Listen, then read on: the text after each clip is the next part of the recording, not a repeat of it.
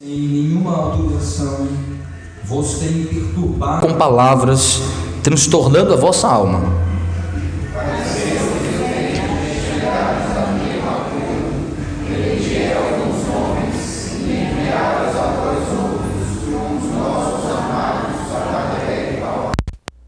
que tem exposto a Vida pelo nome de nosso Senhor Jesus Cristo.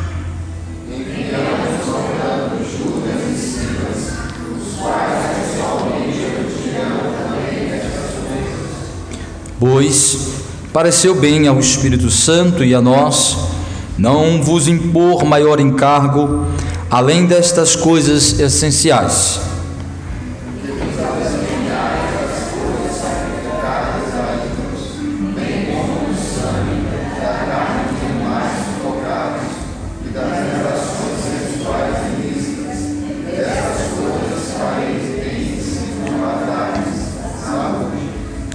os que foram enviados desceram logo para Antioquia e, tendo reunido a comunidade, entregaram a epístola.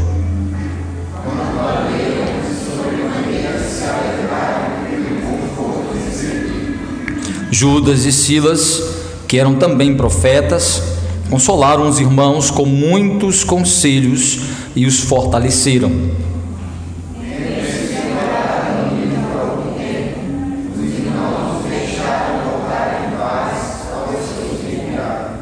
Mas pareceu bem a Silas permanecer ali.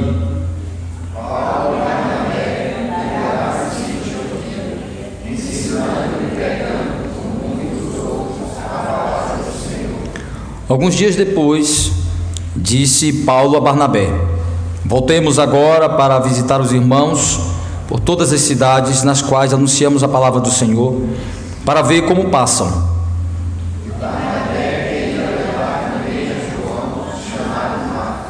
Mas Paulo não achava justo levarem aquele que se afastara desde a Panfilha, não os acompanhando no trabalho.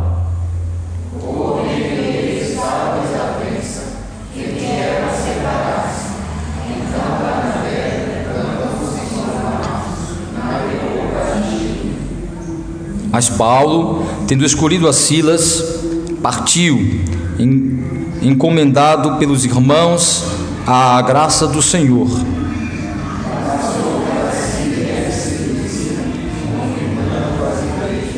E o Senhor aplique a sua palavra nos nossos corações. Amém. Oremos. Deus bendito, bondoso, gracioso Deus, soberano Senhor, Deus de infinita misericórdia e bondade, Tu que és, ó Deus, o Deus supremo, o soberano que nos criou e nos predestinou para o louvor da Tua glória. E nesta hora, ó Deus, queremos pedir a Tua graça para a pregação da Tua palavra, me auxiliando como expositor, como pregador, e a todos nós como ouvintes, que no poder do Teu Espírito sejamos, ó Deus, assistidos com a graça redentora que há em Cristo Jesus, através da aplicação desta palavra nos nossos corações. Nos ajuda, ó Deus, nos auxilia, nos assiste, em nome de Jesus. Amém.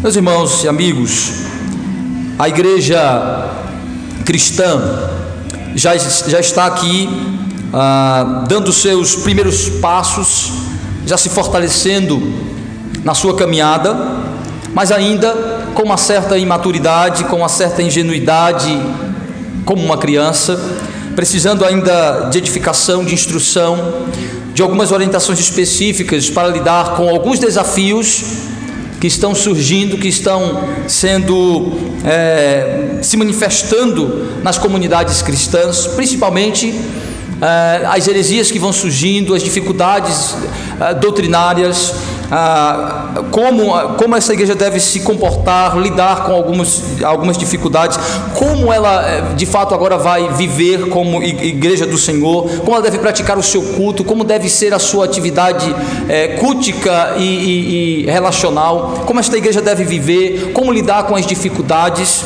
Então veja que há uma necessidade ainda de instrução apostólica, há uma necessidade de maturidade, de instrução, de orientação, para estas igrejas, principalmente porque elas estão agora vivenciando a realidade de judeus e gentios juntos em torno de Cristo, em torno de uma pregação, de uma verdade, de bênçãos, de benefícios, de privilégios, que eles ainda não sabem lidar direito com os desafios e as dificuldades que vão surgindo em torno disso.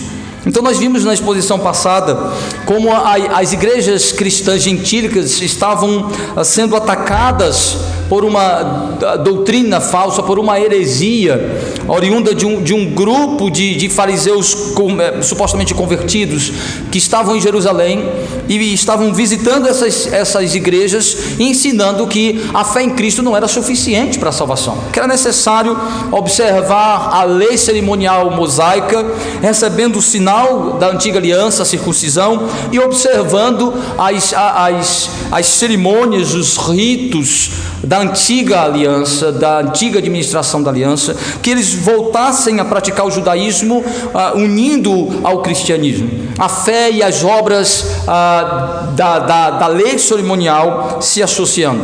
Nós vimos então como o Concílio de Jerusalém tratou esta questão, como os apóstolos, os presbíteros, junto com Paulo e Barnabé, que representam a igreja de Antioquia, que é a igreja que está especificamente sendo afetada por esta heresia, por este grupo herético, chamados de judaizantes. E neste concílio, sob a liderança de Tiago, o meio-irmão de Cristo, eles concluem que à luz da palavra de Deus, da ação do Espírito, do mover do Espírito Santo, pois eles ainda estão sobre o processo da revelação, estão ainda sobre o momento em que o Espírito ainda está dando informações de revelações aos apóstolos a respeito de como deve ser esta igreja, de como eles devem viver a partir da obra de Cristo. Eles concluem que os gentios não devem receber a circuncisão, não devem se submeter à lei cerimonial cumprida, satisfeita em Cristo, agora perdendo totalmente o seu valor e a sua importância. Eles não precisavam ser circuncidados, a fé em Cristo era suficiente para admiti-los no corpo de Cristo, na igreja do Senhor. A fé em Cristo era suficiente para receberem a salvação e serem tratados como membros do corpo de Cristo, com a mesma dignidade, valor e importância dos judeus convertidos. Então esta conclusão é agora colocada em uma carta, em uma epístola, em uma circular, em uma carta pastoral, que será enviada por dois mensageiros, por dois portadores escolhidos por este concílio, acompanhando Paulo e Barnabé no retorno que fariam a Antioquia, para então comunicar aos irmãos, aos crentes antioquienses, a decisão do concílio, à luz da palavra de Deus e da instrução e orientação do Espírito Santo, e de um debate teológico, doutrinário a respeito do assunto, por meio das autoridades, das lideranças daqueles dias da Igreja do Senhor. Então a conclusão que eles chegaram foi enviada, e o resultado disso, nós veremos agora, de alguma forma mostra como eles estão não só dando instruções de resolução de um problema específico, mas fortalecendo, reafirmando aqueles crentes na palavra do Senhor, na dependência da iluminação do Espírito Santo, para enfrentar e resolver alguns desafios que essas igrejas continuariam enfrentando.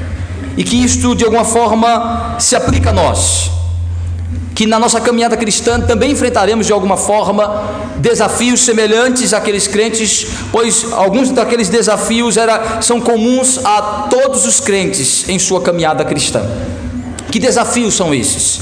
Então nós vamos ver alguns desses desafios que as igrejas cristãs gentílicas já estavam enfrentando, como receberam orientações para resolver isto, para lidar com esses desafios, e como essas orientações se aplicam a nós, como enfrentarmos esses desafios na nossa caminhada cristã. Que desafios são esses? Então, o primeiro desafio que nós percebemos aqui sendo tratado pelos irmãos, pelos crentes, pelo concílio de um modo geral, foi o desafio doutrinário, os desafios teológicos, doutrinários que aquela igreja estava enfrentando. Como lidar com as questões judaicas, como lidar com a lei, como lidar com a relação entre judeus e gentios em uma mesma igreja, como lidar com aquelas instruções de que eles precisavam observar ainda alguns preceitos da lei, como lidar com aquelas diferenças, com aquelas novas interpretações a respeito da obra de Cristo que estava surgindo, como lidar com aqueles confrontos com o Evangelho. Eles haviam recebido o Evangelho dizendo: vocês só precisam crer em Jesus, vocês já fazem parte, já receberam a salvação. Como lidar com esses agora que estão dizendo: não é suficiente só em Jesus, tem que observar a lei. Como lidar com esses debates, com essas dificuldades teológicas, com essas diferenças de interpretação. E o que nós percebemos pelo menos algumas coisas interessantes que o texto nos mostra de como esse desafio específico foi tratado.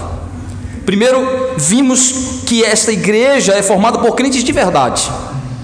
A igreja de Antioquia, gerada no poder do Espírito, na obra da aplicação da palavra de Deus, na instrumentalidade de Paulo, havia de fato crentes de verdade, pois eles estavam preocupados, perturbados com aquela nova doutrina, com aquela nova instrução, diferente do que eles haviam recebido de Paulo, de Barnabé, na simplicidade e pureza do Evangelho de Cristo, que colocou fim em todo o sistema cerimonial da antiga aliança, de que eles não precisavam mais observar aqueles preceitos.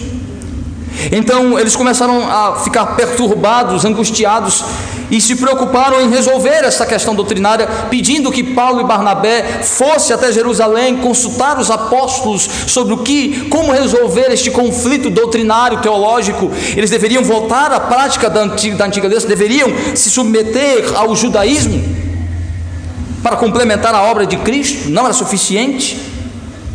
Então eles entenderam a necessidade de buscar orientação às autoridades que Deus havia constituído, aos líderes, aqueles que Cristo havia ordenado, conduzido e preparado, habilitado pelo Espírito Santo para serem os instrutores, os pregadores, os edificadores com a palavra. Eles se submeteram à liderança que tinha a responsabilidade de doutriná-los, de ensiná-los. Então se demonstraram total sujeição a liderança dos apóstolos, dos presbíteros, como quem tinha a responsabilidade de dar uma solução para aquele embate, de dar uma saída, uma orientação para aqueles desafios doutrinários. Qual é a verdade sobre isso? A fé em Cristo é suficiente ou devemos praticar o que os judaizantes estão dizendo?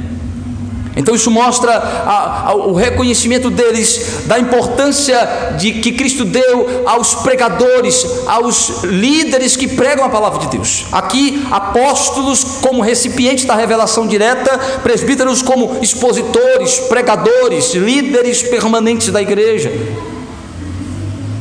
Eles tiveram uma postura correta para a resolução do problema. Primeiro, procuraram a liderança, entenderam que essa liderança deveria estar sob a orientação do Espírito Santo, a sujeição à instrução do Espírito, que o Espírito, como vimos aqui, bem colocado pelos teólogos de Westminster, quando na confissão de fé diz que é o Espírito Santo na palavra que é o árbitro final de toda controvérsia religiosa, doutrinária, teológica. É o Espírito como fonte da revelação da palavra de Deus que põe fim a toda controvérsia, discussão, debate teológico.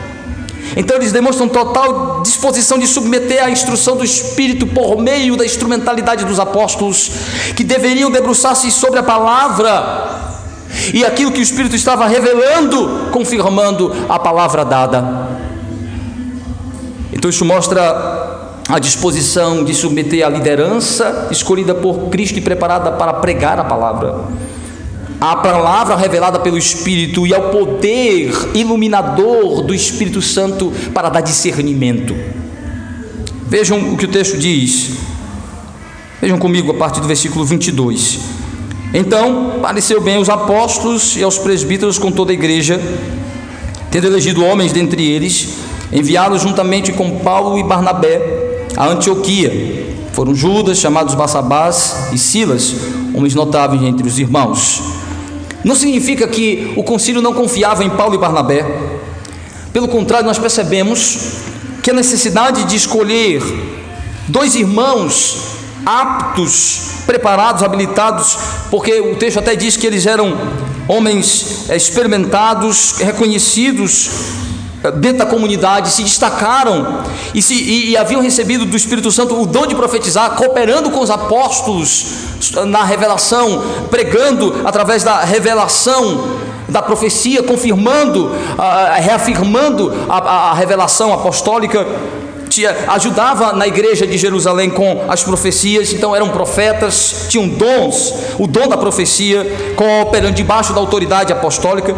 Diz que estes 2 homens foram eleitos pelo concílio, pelos apóstolos e presbíteros, não porque eles não confiassem, não porque eles achavam que Paulo e Barnabé iriam deturpar a mensagem ao longo do caminho, mas eu acredito que é exatamente para que estes representassem o concílio, dizendo: olha, nós estamos aqui, entendemos, vocês são nossos irmãos, estamos preocupados em estreitar os laços, mostrar que eles eram havia unidade, que os apóstolos e os presbíteros de Jerusalém entendiam a irmandade com essas comunidades, com a comunidade de Antioquia, de que eles não eram diferentes. Estava ali como portadores não só de uma solução para um conflito, mas também como prova do interesse de mostrar que havia unidade, do entrelaçamento desta igreja de Jerusalém com a igreja de Antioquia, filha dela, mas que eram todos irmãos, estavam debaixo da mesma graça, do mesmo Cristo, do mesmo benefício, da mesma fé, da mesma igreja, no sentido geral, para mostrar na realidade que havia uma ligação e estreitar esses laços, este vínculo. Então é significativo a representação desses escolhidos, surgido ali do concílio, para mostrar o interesse que eles tinham de estreitar, de aproximar mais e mais com aqueles irmãos. Então diz que eles foram escolhidos, Silas e Barsabás, para levarem a carta em nome do concílio. A carta foi o registro da decisão que eles tomaram. O texto mostra que Tiago deu um parecer e o concílio concordou assinando. Diz que todos eles, a ideia de que a carta foi escrita por eles é como se todos assinassem aquilo que foi redigido finalmente. A conclusão do concílio, de que não se exigiria deles a circuncisão nem a observação das leis cerimoniais, e que apenas faria algumas instruções pastorais, não leis e normas universais fixas, mas instruções pastorais para resolverem alguns problemas imediatos e pontuais na relação entre judeus e gentios na igreja. Então diz que eles escreveram por mão deles, ou seja, a ideia de que assinaram, concordaram com a resolução do presidente do concílio, que os apóstolos todos concordaram com a conclusão final. E diz o versículo 23, escrevendo por mãos deles, os irmãos, tanto os apóstolos como os presbíteros, aos irmãos entre os gentios em Antioquia, Síria e Cilícia, saudações. Tudo indica que ela vai primeiro para Antioquia, mas passará pelas igrejas da Síria e da Cilícia. Visto sabemos que alguns que saíram de entre nós, sem nenhuma autorização, vos têm perturbado com palavras, transtornando a vossa alma. Primeiro ele diz: olha, nós estamos, através desses portadores, dando a resolução que nós chegamos deste assunto, como resolver essa dificuldade teológica, doutrinária. Primeiro nós queremos dizer que as pessoas que foram até aí em nome da igreja de Jerusalém foram por conta própria, porque esses judaizantes saíram da igreja de Jerusalém, foram até lá, se comportando como se tivessem a aquiescência, a concordância da liderança. Eles nem sabiam disso. Este grupo aí fala em nome deles mesmos, não em nome da igreja, não em nome dos apóstolos, não em nome da igreja de Jerusalém. Isso é uma característica dos heréticos, dos disseminadores de contenda e facciosos, que desrespeitam a liderança, que começam a minar e disseminar. Às vezes tem uma dificuldade doutrinária, em vez de se submeter à liderança, respeitar a liderança, se discordam, entender que não há mais espaço para você naquele ambiente, mas preferem dividir, disseminar, deturpar, desrespeitar, insurgir-se contra a liderança. Quando eu muitas vezes lido com pessoas que desejam sair de suas igrejas para frequentar a nossa igreja, eu digo: demonstre todo o respeito que é devido à liderança constituída em sua igreja, ainda que seja o maior herético. pelo menos respeito à posição daquele indivíduo em liderar um grupo. Demonstre o mínimo de respeito e dignidade ao ser humano e à posição que ele está exercendo como líder de um grupo. Então, o concílio está dizendo, esses indivíduos demonstraram total rebelião, total desrespeito. Eles não falam em nome do concílio, eles não falam em nome dos apóstolos, em nome da liderança, em nome da igreja, foram por conta própria, e ainda não tinham interesse de estabelecer a verdade, porque se tivessem, eles estariam aqui conosco debatendo, sentaria para debater teologicamente, doutrinariamente, traria argumentos bíblicos, traria de fato o assunto para ser tratado num ambiente conciliar. Mas não, ele preferiu mexer com a mente, perturbar vocês. Quando alguém começa a conversar comigo a doutrina calvinista e o indivíduo não é calvinista, eu fico preocupado de perturbar a alma deste indivíduo. E é verdade. E quando começa a me perguntar, eu digo, pai, pergunta ao seu pastor. Disse, não, mas meu pastor não sabe nada disso, não. Eu disse, então está na hora de você procurar uma igreja e uma liderança que lhe ajude a dissipar as dúvidas teológicas, doutrinárias, as inquietações do seu coração. Então, o ponto é, o que nós percebemos é que ele diz, essa atitude deles é uma atitude não cristã, correta, não respeitosa. Então eles foram por conta própria, disseminando, perturbando a alma de vocês, ensinando coisas que dizem respeito ao próprio entendimento, à própria ideia deles. Então tiraram a paz, inquietaram a alma de vocês, transtornando vocês. E aí o versículo 25 que diz, então pareceu-nos bem, chegado a pleno acordo, eleger alguns irmãos e enviá-los a vós outros, com os nossos amados Barnabé e Paulo, homens que têm exposto a vida pelo nome do Senhor Jesus Cristo. Acredito que o concílio está reafirmando a integridade, a liderança desses dois, porque esses líderes devem ter questionado a Paulo e a Barnabé o ensinamento deles em Antioquia, dizendo, eles estão dizendo aí que é só Jesus esse evangelho aí. Não é só isso não. Desrespeitando, disseminando, ensinando doutrina, outro tipo de doutrina, questionando de maneira desrespeitosa, solapando a liderança de Paulo e Barnabé. Então assim, a fala do concílio é uma fala de confirmar a devoção, o esforço, o sacrifício de Paulo e Barnabé em trabalhar pela causa do Senhor, ensinando, se expondo até num risco contra a sua própria vida, expondo em risco a sua vida, sua integridade física, para pregar a palavra do Senhor, para ensinar a palavra de Deus àquele povo. Ele diz, estes homens têm colocado a sua vida em exposição, em perigo pela causa de Cristo. Enviamos, portanto, Judas e Silas, os quais pessoalmente vos dirão também estas coisas, pois pareceu bem ao Espírito Santo e a nós não impor maior encargo além destas coisas essenciais, que vos abstenhais das coisas sacrificadas a ídolos, bem como do sangue de carne de animais sufocadas e das relações sexuais ilícitas. Destas coisas farei bem se vos guardardes saúde. Aquilo que era o anseio daqueles crentes, ouvir uma resolução, uma orientação pastoral da liderança da igreja sobre a influência do Espírito Santo, reafirmando a verdade da palavra de Deus, a doutrina bíblica, o que Deus quer, de fato requer de nós, exige de nós. Eles então concluem. Qual é a nossa conclusão?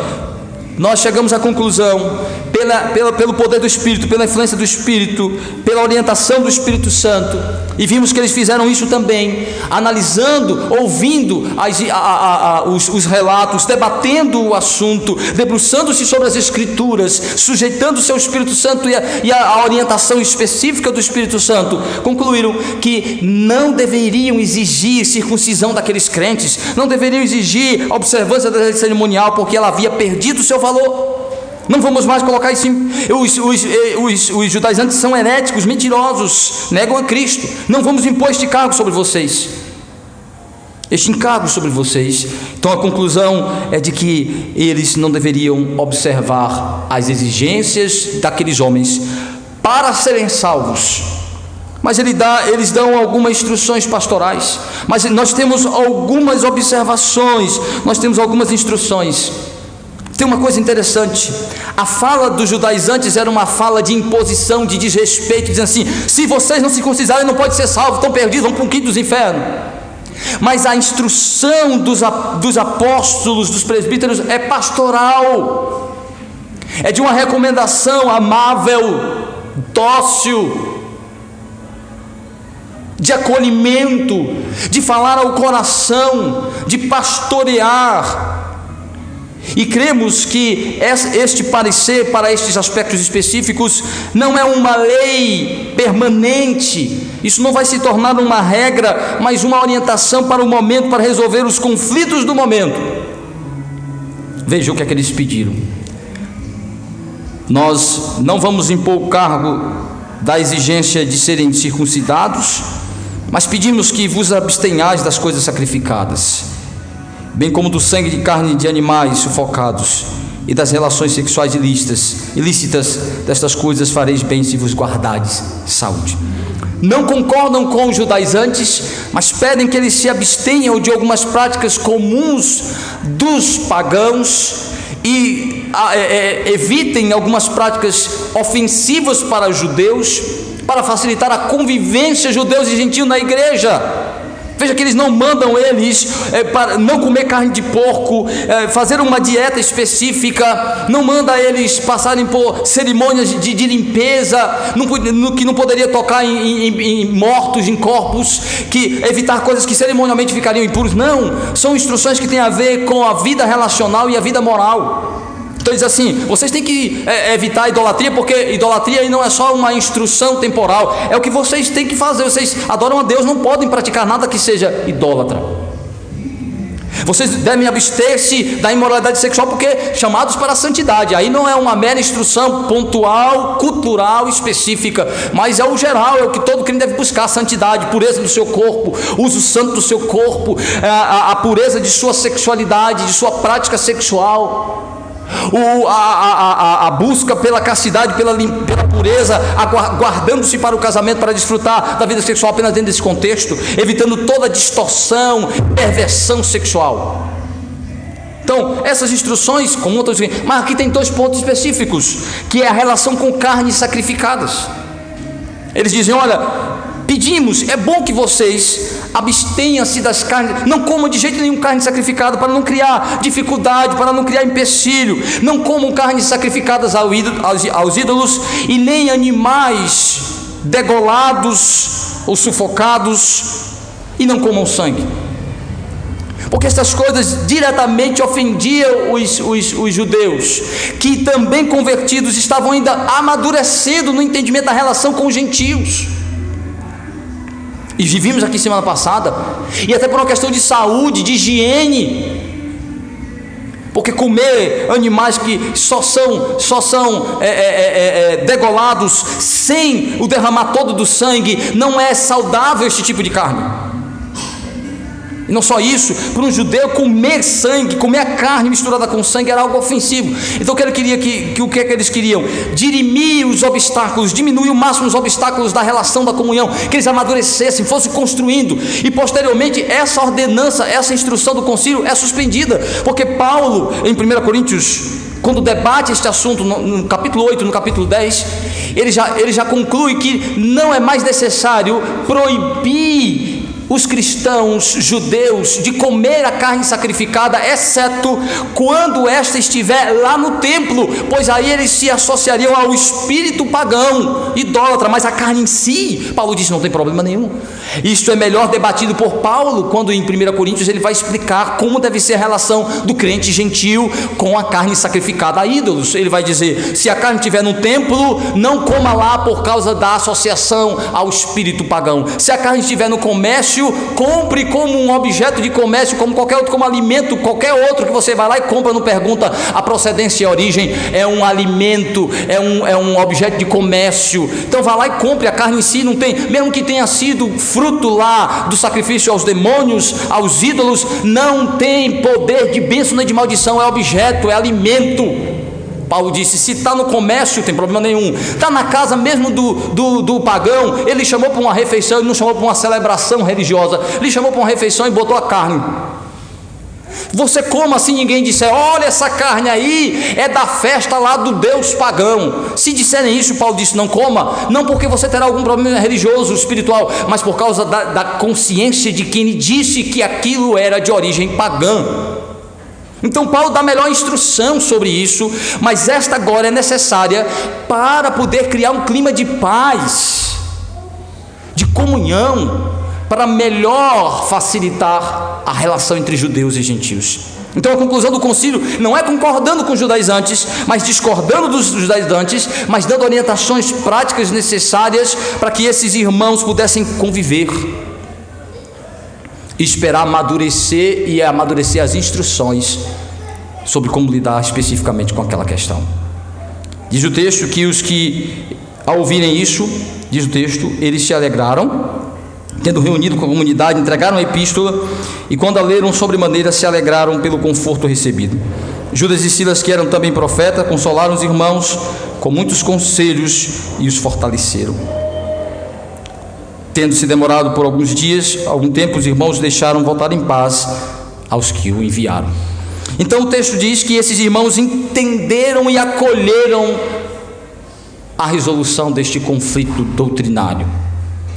A palavra final reafirmava a suficiência da fé em Cristo, mas dava a ele instruções de algumas abstenções, de algumas abstinências, de alguma separação, de algum sacrifício pessoal, por questões secundárias, para uma melhor convivência. Como Paulo disse: se comer e beber traz algum desconforto, algum problema para a comunhão e a relação, melhor abster-se daquilo que você tem a liberdade de praticar, mas que muitas vezes é inconveniente porque não promove a paz e a verdadeira unidade. Então, o que nós percebemos nisso aqui, meus irmãos, é como esse desafio foi solucionado, foi suprido, foi resolvido. Foi resolvido através da disposição desta igreja de submeter a liderança ao Espírito Santo e à palavra. É assim que nós devemos resolver os nossos conflitos doutrinários. A Bíblia diz que Jesus Cristo constituiu pastores e mestres para edificar a igreja. Vejam aí comigo Efésios capítulo 4, quando Paulo vai falar da importância da liderança, dos pregadores do Evangelho, dos pastores, dos mestres, como aqueles que devem edificar a igreja com a palavra, para que os crentes não sejam enganados, não sejam frágeis na sua fé, na sua doutrina. Vejam aí, Efésios 4, a partir do versículo 11. E ele mesmo concedeu uns para apóstolos, outros para profetas, outros para evangelistas, outros para pastores e mestres, com vistas ao aperfeiçoamento dos santos, para o desempenho do seu serviço, para a edificação do corpo de Cristo, até que todos cheguemos à unidade da fé e do pleno conhecimento do Filho de Deus, à perfeita varonilidade, à medida da estatura da plenitude de Cristo, para que não sejamos mais como meninos agitados de um lado para o outro, levados ao redor por todo vento de doutrina, pela artimanha dos homens, pela astúcia com que induzem ao erro, mas seguindo a verdade em amor, cresçamos em tudo naquele que é a cabeça, Cristo, de quem todo o corpo, bem ajustado, consolidado pelo auxílio de toda a junta, segundo a justa cooperação de cada parte, efetua o seu próprio aumento para a edificação de si mesmo em amor. Como é que se resolve os problemas, as dificuldades doutrinárias teológicas?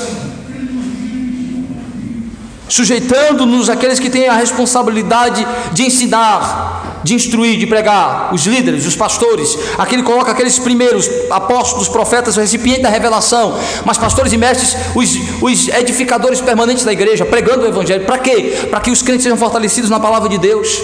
Você precisa, meu irmão, estar presente nas doutrinas, se debruçar na palavra de Deus, ter uma constância, ter uma vida, uma comunhão constante, perene, regular, para que sua mente, sua fé seja fortalecida em solidez doutrinária bíblica. É necessário submeter aos instrumentos da edificação espiritual. Cristo estabeleceu os pregadores, os pastores, mas eles precisam ser bíblicos. Se você está debaixo de uma autoridade pastoral, de alguém que não tem o compromisso de edificá-lo com a palavra de Deus, busque outra. Ou então exija do seu pastor que faça, que viva aquilo que ele diz que é correspondente à sua vocação. Você é pastor, pregador do evangelho, pastor, o senhor precisa pregar a Bíblia, pregar a doutrina, fortalecer a nossa fé, dar solidez com doutrina. Pastor, e essas heresias, o que é que o senhor diz? Comece a perguntar, e essas heresias, o que é que o senhor fala? Não, para cada um tem o seu ponto de vista. Errado. As doutrinas precisam ser confrontadas com a palavra de Deus, é bíblica.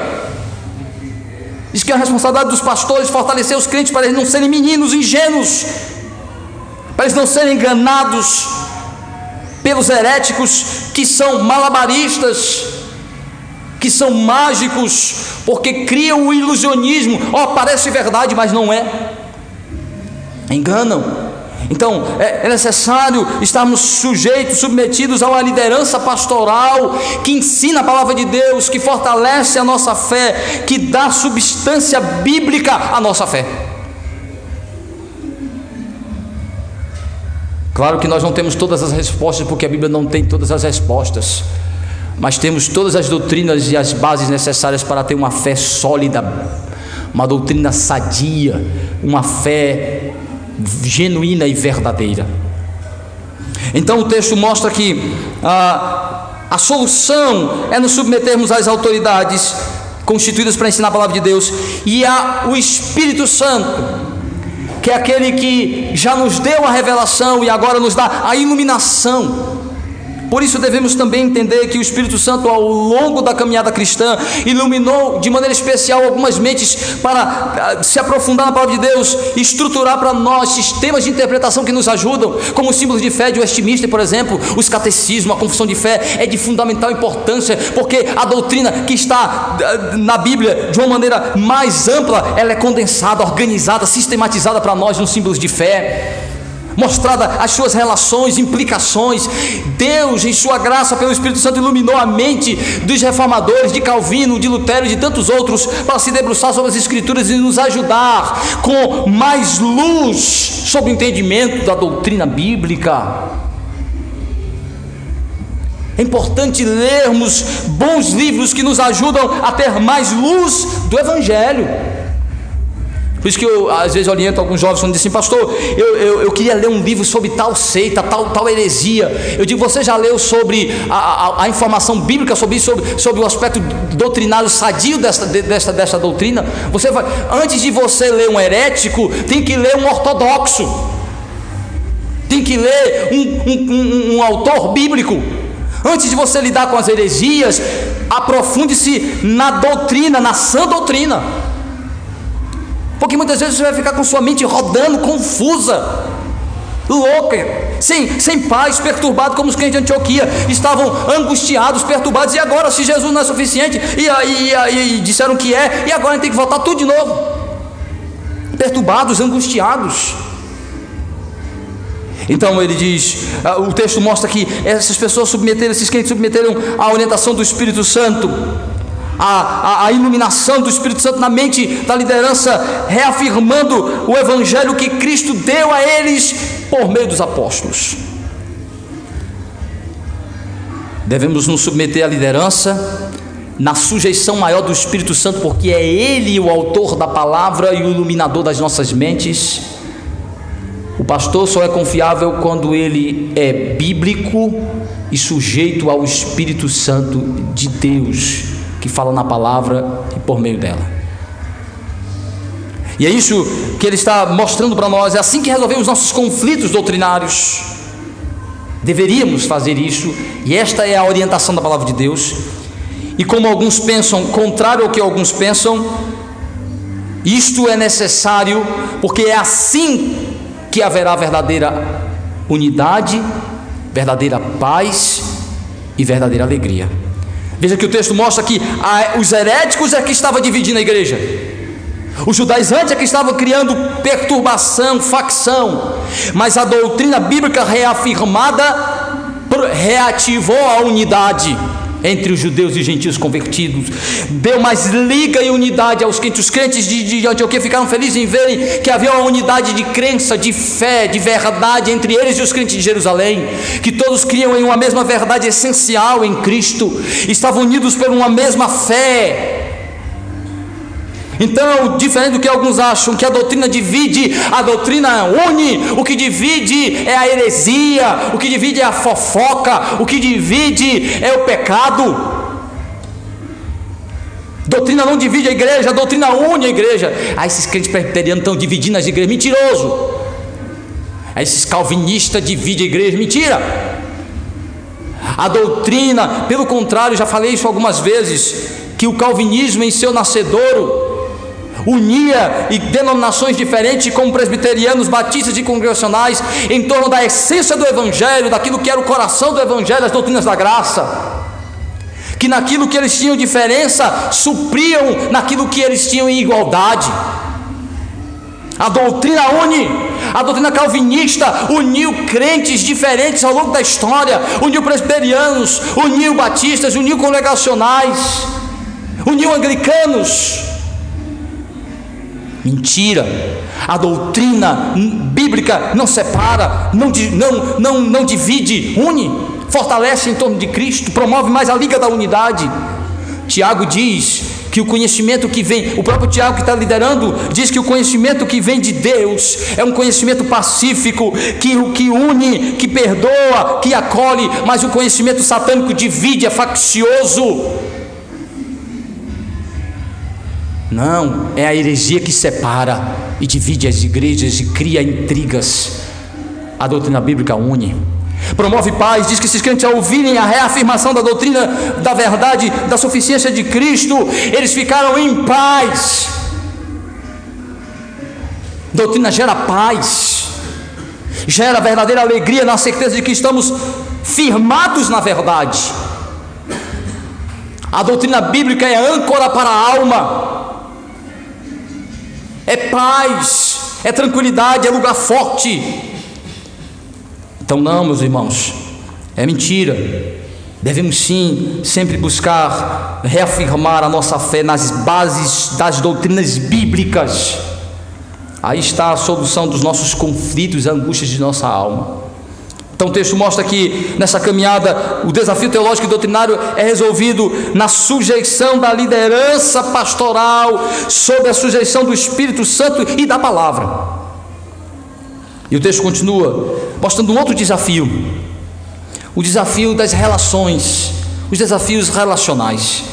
Depois de resolver este problema doutrinário, a igreja está em paz. A igreja vai presenciar um dos momentos mais tristes da igreja cristã em seu nascedouro, o fim da parceria missionária entre Paulo e Barnabé. Mas não só isso, como foi abalada a relação pessoal desses dois grandes servos de Deus. Barnabé e Paulo, o grande missionário, vão enfrentar os desafios que há nas relações.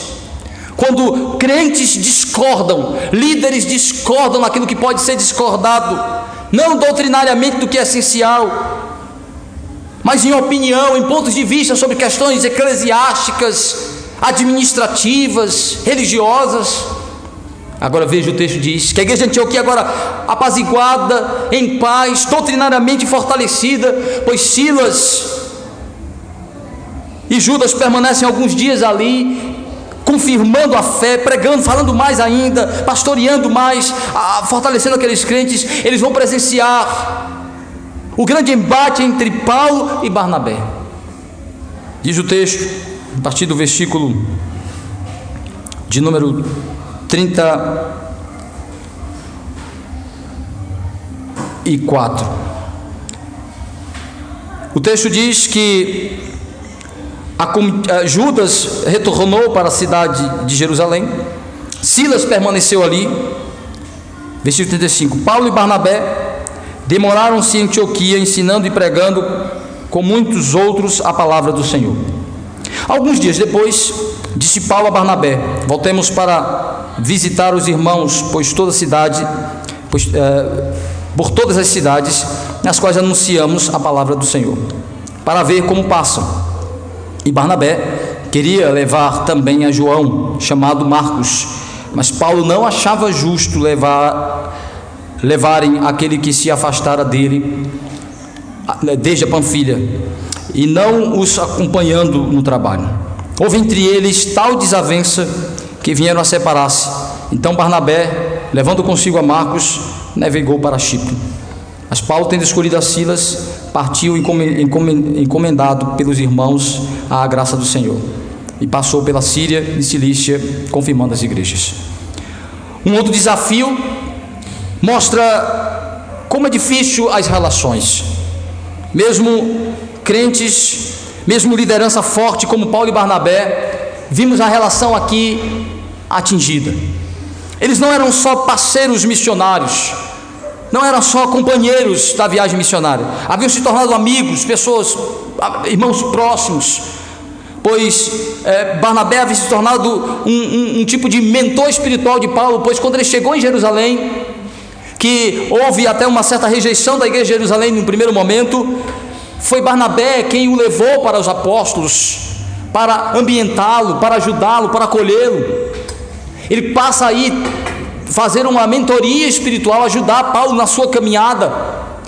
E quando Barnabé é designado pela igreja de Jerusalém para liderar a igreja de Antioquia, Barnabé vai até Tarso, onde está Paulo, na sua cidade natal, e o chama para auxiliá-lo, para ajudá-lo. Lembra que já expomos tudo isso aqui? Barnabé chama Paulo para ajudá-lo na igreja de Antioquia, e aí eles começam a estreitar os seus laços, a sua amizade, até que o Espírito Santo os prepara, os envia para a obra missionária, com o apoio espiritual e financeiro da igreja de Antioquia, e passam aproximadamente 3 anos nessa primeira viagem. Então vejam que eles já estão construindo uma relação, uma aproximação, um respeito mútuo. O próprio Barnabé não vê dificuldade na transição da liderança dele para Paulo, entendendo que, apesar de ser mais velho, de ter a experiência pastoral, de ter uma maturidade cristã maior, entendia o chamado apostólico de Paulo, entendia que Paulo era recipiente da revelação, como tal, ele era um dos fundamentos da igreja, tinha as credenciais apostólicas e dons que o colocava na liderança, como pregador, como instrutor, como pastor, como fundador de igrejas, como plantador de igrejas. Barnabé não teve dificuldade de submeter a liderança apostólica de Paulo. Tamanha afinidade, o respeito, o reconhecimento entre aqueles não só parceiros missionários, mas amigos, irmãos próximos, amigos, construíram uma relação. E o texto diz que depois da resolução deste problema doutrinário em Antioquia, Paulo resolveu empreender a segunda viagem missionária. Disse para Barnabé, também de alguma forma preocupado com os efeitos das doutrinas judaizantes nas regiões da Síria e da Cilícia, onde Paulo havia pregado e onde ele havia fundado igrejas, plantado igrejas. Estava preocupado na fé daqueles irmãos, de confirmar aqueles irmãos, de fortalecer a fé daqueles irmãos. Um plantador que se preocupa com as ovelhas de Cristo, que se preocupa com seus discipulados. E aí diz que Barnabé não teve dificuldade de aceitar a proposta de Paulo. Vamos voltar às igrejas que fundamos, que foram plantadas, que já existem, outras que não foram plantadas por eles, como na região da Cilícia, pretendendo ir até a cidade de Tarso de Paulo. Barnabé não teve dificuldade. A dificuldade foi quando Barnabé resolveu reintegrar a comitiva missionária Marcos, que era seu primo ou sobrinho, porque o texto de Colossenses é traduzido para primo, mas a palavra grega é difícil quando se fala de parentesco, saber o grau deste parentesco. Alguns dizem que é sobrinho, outros dizem que é primo, mas a versão que nós temos em português traduziu o termo para primo em Colossenses capítulo 4, nós vamos ver daqui a pouco. Diz que eles eram parentes de sangue, e então tudo indica que Barnabé resolve dar uma segunda chance a João, chamado Marcos. João, seu nome de origem judaica, e Marcos de origem grega, pois ele é um judeu helenista, um judeu nascido na região de Chipre, como Barnabé. Então o texto mostra que Barnabé desejou reintegrar João Marcos na comitiva missionária. E Paulo discordou, disse: não, nós não vamos levar este que nos abandonou no início da nossa primeira viagem e comprometeu de alguma forma a nossa viagem, retrocedeu, covardou-se, é um trabalho de grandes desafios. Não concordo levar este que não é confiável, que pode nos abandonar. E diz que este impasse, essa disputa, esta posição diferente entre Paulo e Barnabé, gerou uma grande discussão. O termo grego aqui traduzido para grande conflito, o texto diz: mas Paulo achava-se, não queria levar, versículo houve entre eles grande desavença, é discussão veemente com muito ódio, debateram com muita força, devem ter ofendido um ao outro, falado, Paulo dizendo: não leva, Barnabé disse: leva.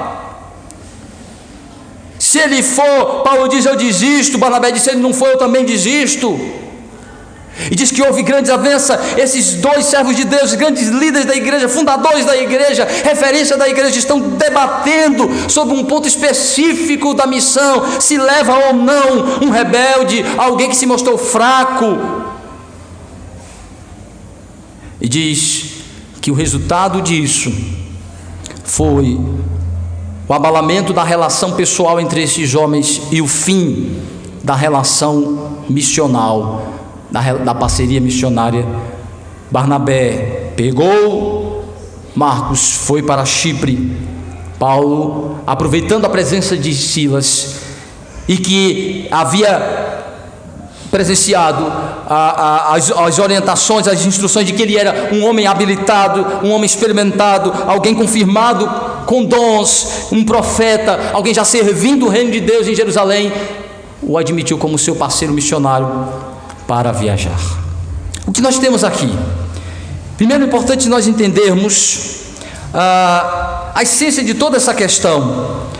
Há uma discordância entre Paulo e Barnabé sobre se leva ou não João Marcos, e alguns acham que Paulo foi muito duro porque não queria dar a segunda chance a João Marcos, que provavelmente mostrou-se arrependido, mostrou-se pesaroso, e Barnabé desejou dar a segunda chance e pediu que Paulo o aceitasse. Eu concordo com R.C. Sproul de que, na realidade, o que nós vemos aqui é que Paulo tem razão e Barnabé não tem razão. Em que sentido? Eu concordo com o pensamento, com a interpretação de Sproul, que Paulo está pela motivação certa. Paulo não quer levar João Marcos porque percebe que a atitude de Barnabé é muito mais movida por uma emoção, movida por um partidarismo, movido por uma ideia pessoal, do que pelo comprometimento com a missão em si. Paulo demonstra-se muito mais zeloso com a missão, preocupado em estar com alguém que não demonstrou habilidade para compor uma comitiva que iria enfrentar muitos desafios, muitas dificuldades. Está com alguém que não era confiável, porque poderia abandonar a missão, a obra perigosa no meio do caminho de novo. E Paulo demonstra total zelo. Então eu concordo que Paulo está pela motivação certa, ele está certo em não querer João Marcos. Porém, o que eu acho que está errado nos dois é que isso foi motivo, eles não trataram de maneira caridosa, piedosa, cristã, amorosa, eram amigos, poderiam sentar e debater. Eles brigaram, esbravejaram, se deixaram tomar pelo ódio, pela ira, pelo soberba, dizendo: eu não desisto, eu também não desisto, eu não cedo, eu também não cedo. Você pode estar certo e acabar errado, você pode ter a motivação certa, ter razão no debate, mas se você debate com ira, com ódio, com desrespeito, destrói todas as relações construídas por causa de um ponto de vista que você não abre mão dele. Faltou a habilidade de Paulo e Barnabé em colocar em primeiro lugar a amizade que eles tinham, a parceria que eles tinham, o espírito maior de tudo aquilo ali, que não era fazer prevalecer a vontade, a ideia de um do outro, mas a harmonia, a paz, a capacidade, a ajuda para fazer a obra do Senhor. Eu concordo que Paulo não deveria ter levado mesmo João Marcos, mas deveria convencer de uma maneira mais pastoral, mais amorosa. Era um amigo, não era um estranho, era um irmão, era um parceiro. permitiram que a discordância em um ponto de vista do assunto destruísse a relação, a amizade. Aí está o problema. Podemos discordar e vamos sempre discordar, e é salutar discordarmos. O casal vai discordar, o marido e a mulher vão discordar, mas devem colocar acima de tudo o respeito, o amor e a parceria para resolver os conflitos e as diferenças. Amigos vão discordar, irmãos em Cristo vão discordar, líder vai discordar dos liderados, departamentos vão discordar entre eles, mas precisamos entender que não podemos fazer das nossas discordâncias de ponto de vista de opinião fonte de destruir as nossas relações, a nossa comunhão, a nossa paz. O problema foi que Paulo e Barnabé se afastaram, perderam o contato, a amizade foi rompida, a parceria foi destruída. E eu discordo daqueles que dizem que foi bom porque criou-se duas frentes missionárias. Nunca vi isso em lugar nenhum na Bíblia. Não foram criadas duas frentes missionárias. Permaneceu a única frente missionária. Paulo permaneceu com a sua frente missionária. O texto diz que Barnabé foi para Chipre junto com João Marcos.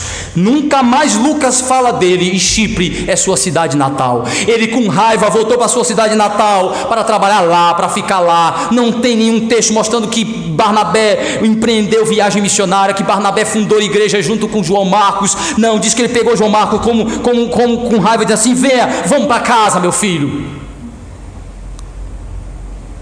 E a única frente missionária foi a de Paulo. Diz que ele se uniu a Silas e foi para as igrejas confirmá-las.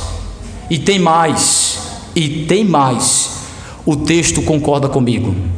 Paulo tinha razão. Como, pastor? Se você olhar, parece que esta foi a conclusão dos crentes de Antioquia. Eles acharam que Paulo tinha razão. Por quê? Porque diz o texto que Barnabé pegou João Marcos e saiu e foi para Chipre, para a sua cidade natal. Não diz o que a igreja falou sobre ele, não diz nada. Diz que Paulo e Silas então permaneceram, formaram a nova frente, e a igreja os abençoou e os enviou, dizendo: vão com a graça de Deus, prosperem com a graça de Deus. Então parece que eles concordaram. Paulo tem razão, não é para levar João Marcos mesmo, não. A igreja de Antioquia se comporta como quem concorda com Paulo, que Paulo tinha razão, João Marcos não era para ir, João Marcos não estava preparado para a viagem missionária, poderia comprometer. Barnabé está errado neste ponto. Então nós não temos duas frentes missionárias, a briga não gerou dois grupos missionários, não, permaneceu o mesmo grupo, rompeu a relação com dois grandes parceiros, a amizade foi interrompida. Vemos que a graça de Deus transformou o mal em bem. Paulo permaneceu, foi para as cidades que ele disse que ia, reafirmou estas igrejas, mas a relação Paulo e Barnabé ficou rompida, ficou abalada. Um mau exemplo foi colocado diante dos olhos da igreja do Senhor. Os dois líderes brigaram de maneira muito feia. Mas, meus irmãos, veja como a graça de Deus é fantástica. Outros textos vão mostrar que posteriormente Paulo entendeu que precisava reaproximar de Barnabé e de Marcos, e de reatar a amizade, a comunhão, e de deixar aquela discórdia para trás. Eu acho que Paulo tinha razão, que ele tinha plena consciência que ele estava certo, mas fez de maneira errada. Ele entendeu a necessidade de reaproximar-se com esses irmãos, e posteriormente, quando fala deles, fala com carinho e amor. Inclusive, em alguns momentos, João Marcos está com ele. Vejam comigo rapidamente o texto de Gálatas capítulo 2, Gálatas 2, de 11 a 14, onde Paulo faz referência a Paulo, a Barnabé e a Marcos. Diz assim, Gálatas 2, de 11 a 14: quando porém Cefas veio a Antioquia, resistir-lhe face a face. Perdão, me perdoe. Esse texto mostra que Paulo, mais uma vez, também havia confrontado posteriormente Barnabé em outra situação. É Colossenses capítulo 4, versículo 10 e 11. Me perdoe. Colossenses 4, 10 e 11.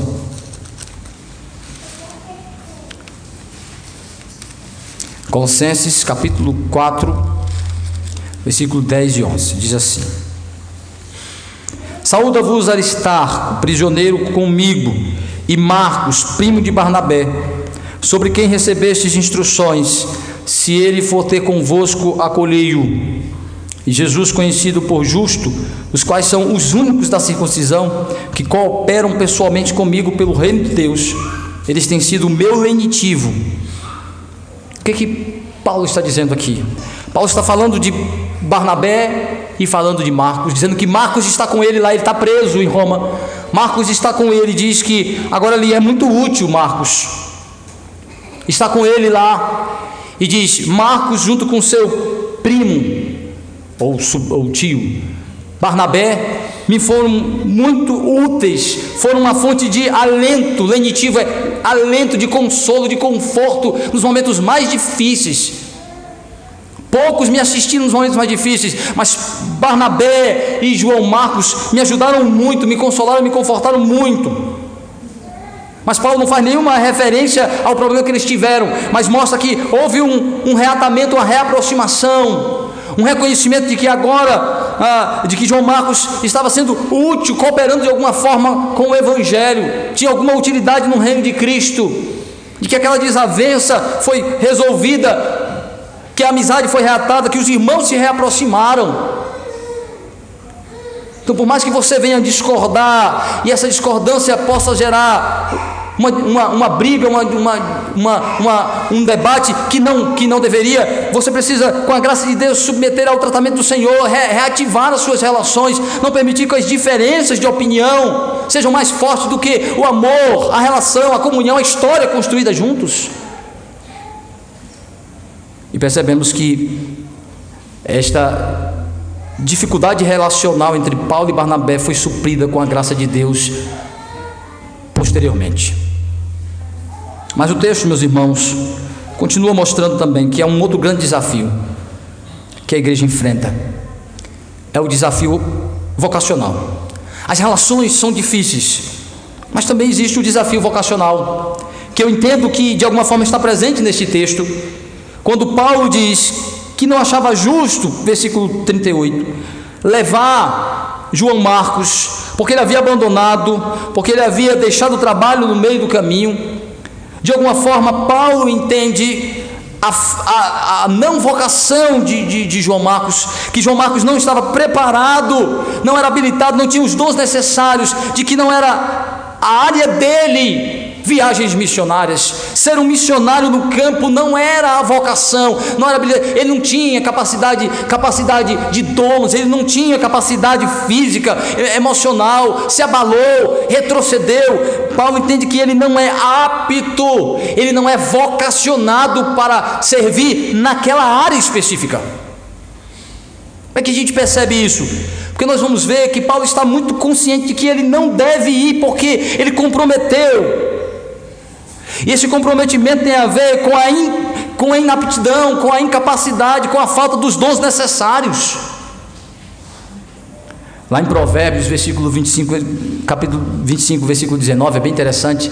Salomão diz assim: como um dente quebrado e uma perna fraca é a confiança em um desleal no dia da angústia. Precisar de uma pessoa que não é confiável num dia de maior necessidade. Salomão também disse que como fumaça nos olhos é ser líder de um preguiçoso. Ser chefe de um preguiçoso é como ter sobre os olhos fumaça, menino larga, incomoda. Pensa no trabalho que é, você tem que ficar o tempo todo estimulando uma pessoa como líder dela, tem que estar o tempo todo falando o que é que ela tem que fazer, estimulando, dizendo: levanta, vai fazer, infeliz. O tempo todo tem que estar falando, reclamando. Salomão diz: dói nos olhos liderar preguiçoso, mas também é inseguro, é instável depender de pessoas não confiáveis, desleais, que não cumprem com sua missão, que você não sabe se ela vai até o final com você, que você não sabe se o coração está plenamente naquilo ali. Então entendemos, quando Paulo diz que ele não deveria ir, que não deveria levá-lo, porque ele se afastou, é porque entende que este retroceder dele é indicativo de que ele não estava habilitado para aquela obra tão difícil. E quando Paulo faz referência a ele. Vejam comigo, por exemplo, 2 Timóteo, capítulo 4, versículo 11. 2 Timóteo 4, 11. Diz assim o texto: somente Lucas está comigo.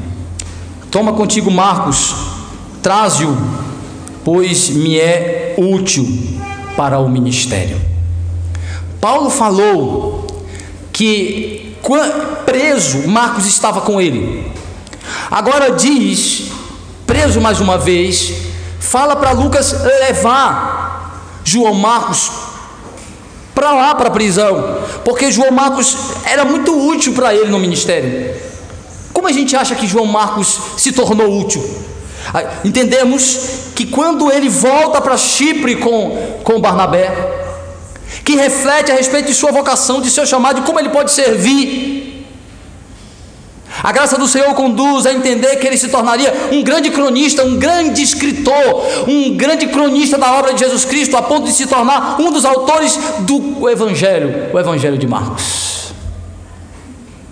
Ele descobre que a sua utilidade está em escrever bem, e a ideia é que Paulo precisa dele na prisão, porque ele vai ajudar a redigir as cartas, ele vai ajudar a Paulo em compor suas epístolas, vai ajudá-lo no trabalho que ele tem de comunicar, de ser portador da instrução de Paulo lá na prisão. Ele me tornou muito útil, ou seja, ele não tem vocação nenhuma para viagens missionárias, mas para compor o Evangelho, para ajudar a expansão do Evangelho. Como um escritor, ele é muito bom. Parece que retornar para Chipre fez bem para ele.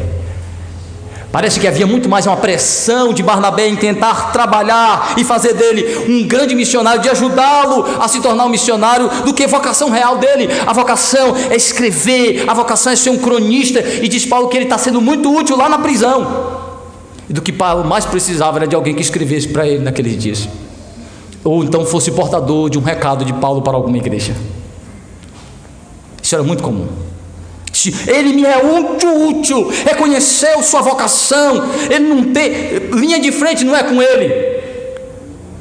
Acho que ele deve ser como eu, assim, diz assim: pastor Daniel não tem vocação nenhuma para ser um músico. Isso eu não tenho mais, já falei demais, não tenho mesmo. Amo música, mas vocação para ser músico eu não tenho, não recebi os dons. Agora, imagine se eu ficar insistindo. E Paulo está exatamente mostrando isso, que muitas vezes na igreja nós nos vemos deslocados, não só no que tange as nossas vocações eclesiásticas, mas para-eclesiásticas, não só a vocação no corpo de Cristo. E Paulo fala sobre isso em Coríntios, dizendo que alguns estão confusos e incomodados, porque todos querem ser líderes. Tiago diz isso, mas todo mundo não pode ser líder na igreja. Alguns querem dons mais excelentes. Paulo fala em 1 Coríntios, Paulo precisa escrever em 1 Coríntios, especificamente orientando sobre dons, porque os dons estavam se tornando um motivo de conflito, de discórdia, de intriga, de facção na igreja. Paulo vai orientar dizendo assim: tem gente, todo mundo está querendo falar em línguas. Vai falar todo mundo em língua? Não vai falar todo mundo em língua. Paulo diz assim: vai ser todo mundo profeta? Não, vai ter profeta, vai ter que falar língua, vai ter que ter um dom de cura, vai ter que ter um dom disso aqui. O dom é compartilhado para que a igreja seja edificada com os dons mais diversos, Paulo diz. Mas alguns estavam intrigados, assim: se eu não for um profeta, eu não quero. Se eu não for aquele que fala em línguas labachuricanas, cantador labachuriqueias, eu não quero. Então interpretar eu não quero, porque isso fica mais evidente. Paulo diz: deixem de ser meninos. Deixem de ser meninos. Então Paulo está dizendo, mostrando que havia essa crise vocacional. Qual é meu lugar no corpo de Cristo? Qual é a minha função? Qual é a minha utilidade no corpo de Cristo? Às vezes encontramos essa dificuldade. Alguns crentes passam a vida toda no banco dizendo que estão esperando de Deus dizer qual é a vocação dele. Menino, está esperando ainda a vida. Tem que passar a vida toda esperando que Deus mostre qual é o dom dele. Aí, primeiro, há uma vocação comum a todos os crentes. Todos somos chamados pela fé para servir ao Senhor com o espírito diaconal. Todos somos chamados para servir. Tem alguma coisa para fazer? Irmão, tem esse banco para arrastar aqui? Não tenho vocação de arrastar banco. Meu irmão, tem uma água para você pegar ali para o pastor beber aqui? Não, isso é coisa de diácono, não tenho vocação para pegar água. Mas todo crente deve ter o espírito de servo. Jesus disse: servir uns aos outros. Você não precisa necessariamente de uma vocação para fazer aquilo que é comum e a necessidade de todos. Então há um chamado, por exemplo, culto é um serviço do crente. Não tem crente com dom de cultuar. Eu não vou me pegar porque eu não tenho muito dom de cultuar. Nunca vi isso, dom de cultuar. Vocação para ser. Todo crente é vocacionado para ser um adorador. Mesmo como uma taquara rachada cantando, como eu, você é chamado para adorar o Senhor junto com os outros crentes, juntando sua vozinha, taquara rachada, que ele recebe por causa da graça de Cristo, aperfeiçoando a sua voz, ruim como a minha, mas adorando Ele com as verdades cantadas. Então há uma vocação comum a todos os crentes: ser adorador, ser servo, está disposto a fazer aquilo que precisa fazer imediatamente. Mas algumas coisas precisam de vocação específica, de dons e habilidades. Então cada um recebe uma vocação específica. Se você não tem uma vocação específica, com um dom específico, você já tem o dom de testemunhar de Cristo, tem o dom da fé e de adorar. E pedir ao Senhor e orar ao Senhor que lhe faça entender algumas habilidades especiais, se você tem, se Ele lhe deu, que é a confirmação da vocação específica para algo especial. Não cremos em revelação especial, nem que o Espírito Santo vai mandar, nem que Deus vai mandar um anjo dizendo: você foi vocacionado para ser pastor. Não cremos nisso, e nem em sonhos e revelações extra bíblicas. Mas cremos que o Espírito Santo, por meio da palavra, pela própria vivência na comunidade cristã, confirma os dons e as habilidades específicas que Ele deu para nós em nosso coração, para um chamado específico. Porque em nenhum momento o texto diz que João Marcos foi vocacionado para ser missionário. Quem escolheu João Marcos foi Barnabé, que disse: leva meu sobrinho também para ir, ou meu primo para ir também. Quem foi vocacionado foi Barnabé e Paulo, que o Espírito Santo mandou separá-los, e a igreja reconheceu e os enviou. Mas João Marcos não foi escolha para ser treinado. Então, mas foi confirmado que aquela não era a vocação dele, aquele não era o chamado dele. O chamado dele é para outra coisa. E às vezes você é despertado a fazer algo, ou por vontade, ou por inveja, ou por glamour. A gente precisa entender para que você é chamado no corpo de Cristo em termos de trabalho especial, mas de trabalho ordinário você já é chamado para ser adorador, para ser um membro ativo do corpo de Cristo, para ser um ajudador naquilo que não precisa de vocação especial, quer arrastar banco, quer pegar água para pastor, quer passar um pano de chão. Tem gente que é levita porque quer tocar, mas levita ficava na porta como os diáconos lá, carregava banco, desmontava e montava o tabernáculo. Precisa de vocação para desmontar tabernáculo. Agora, existia vocação para serviços específicos na função de levita, que precisa de dons para tocar instrumento, por exemplo, dons especiais. Nem todo levita tocava instrumento, mas todo levita estava disposto e tinha que fazer o serviço que era comum a todos, o serviço bruto, braçal. Não, eu toco música, não posso pegar essa arca da aliança para carregar. Não, vai para o fogo vir e matar. Então, a Bíblia diz que o espírito diaconal deve ser de todos os crentes, de servo. Mas existem as vocações, tratando-se do corpo de Cristo e na nossa vida para eclesiástica, no dia a dia, no nosso trabalho. A doutrina reformada estabeleceu o princípio, o entendimento de que trabalho também é uma vocação no reino de Deus, de que o trabalho não é um mero instrumento de sustento, de que o trabalho é dado para ser também um instrumento de promover o reino de Cristo, de que trabalho também é vocação. Então você precisa entender quais são suas habilidades, quais são os dons específicos que o Senhor lhe deu para a sua atividade profissional. Como falei pela manhã, primeiro você é movido pela necessidade. Você precisa trabalhar para ter o sustento pessoal de sua família, mas precisa atrelar isso à vocação, entender quais são as suas habilidades, quais são os dons, no que você é bom, o que o Senhor lhe deu em termos de habilidade, de dons. O que você faz melhor, o que você se identifica, consegue realizar, busque qualificar em relação a esses dons naturais. Muitas vezes tem pessoas insistindo em coisas que não é a sua identificação, não é a sua qualificação, não tem habilidade para aquilo, mas porque gosta. Não, você não tem que fazer aquilo que lhe dá prazer primeiro você tem que dar aquilo que tem a ver com a sua missão de vida, sua vocação, as habilidades dadas por Deus para a conjuntura de um reino, do seu reino, das criaturas num sentido geral, de que elas são colocadas também com habilidades específicas para promover o propósito do Senhor, e como um crente entender que você promove o reino. E aí muitas vezes a gente não entende por que somos demitidos de vários empregos. Tem vários motivos, alguns deles até porque de fato é injustiça, perseguição, dificuldades, mas geralmente nós somos demitidos porque nossas habilidades não coincidem com a função que nos exigem realizar. Falta vocação para aquela função, e muitas vezes insistimos em certas coisas, e Deus muitas vezes nos leva a entender que muitas vezes ficar desempregado é como a oportunidade que Deus deu a Marcos para ir para Chipre. Parar e pensar, mas meu Deus, qual é a minha vocação? Quais são as habilidades que o Senhor me deu? Em que área eu posso ser mais útil, fazer melhor, produzir melhor, ajudar melhor? Posso ser mais útil para beneficiar mais, para crescer também? E muitas vezes o seu desemprego é uma oportunidade de repensar a vocação, a oportunidade que o Senhor dá de repensar a respeito de que foi que Ele chamou, onde Ele chamou de fato para você ser mais útil. E Paulo diz, Marcos agora me é útil, porque ele está fazendo o que está de acordo com sua vocação. Essas dificuldades existem, meus irmãos, doutrinárias, as dificuldades relacionais, as dificuldades vocacionais, mas precisamos nos submeter à providência de Deus, à graça do Senhor, à instrução. Por isso que muitas vezes é até importante que você faça um aconselhamento pastoral com o seu pastor a respeito de vocação, de qual é a sua vocação, de ser orientado a respeito de como resolver seus conflitos relacionais, seus conflitos íntimos, pessoais, teológicos, doutrinários, suas crises.